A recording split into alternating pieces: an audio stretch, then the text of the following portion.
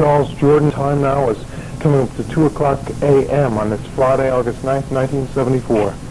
Stand by now for the CBS Radio News at 2. Nelson Rockefeller has a newscast for us later today. I'm Pat Parson, now CBS covering the world at 2. CBS News. 10 hours from now, Gerald R. Ford becomes the 38th President of the United States. This is Doug Poling reporting on the CBS Radio Network. Richard Nixon is still officially president, but Friday morning he'll officially give a letter of resignation to Secretary of State Kissinger. Mr. Nixon, his family, and close aides will be on a plane heading for San Clemente, California, when Vice President Ford is sworn in at the White House at noon Washington time. The president announced his resignation Thursday night before what is thought to have been the largest broadcast audience in American history. The threat of impeachment and conviction in the aftermath of Watergate forced him to leave office. Mr. Nixon said he did so because it was necessary for the national interest.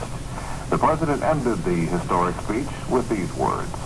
To have served in this office is to have felt a very personal sense of kinship with each and every American. In leading it, I do so with this prayer. May God's grace be with you in all the days ahead. More on the story in a moment.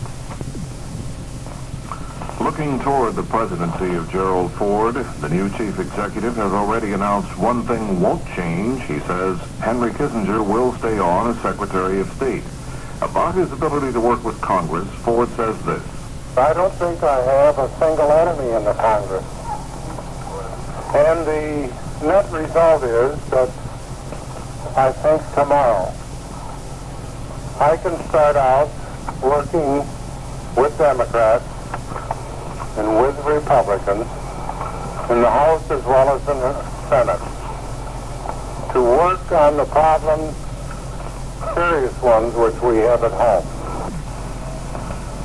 The resignation of President Nixon might never have occurred if it had not been for Frank Wills. He was the security guard on duty at the Watergate complex on June 17, 1972, when he discovered a burglary in progress at the offices of the Democratic National Committee and called the police. Wills had a comment on the big story of the evening. He said, "No one, whatever his station in life, is above the law." The preceding was recorded from the CBS Radio Network at 2 a.m. on this Friday, August 9th, 1974.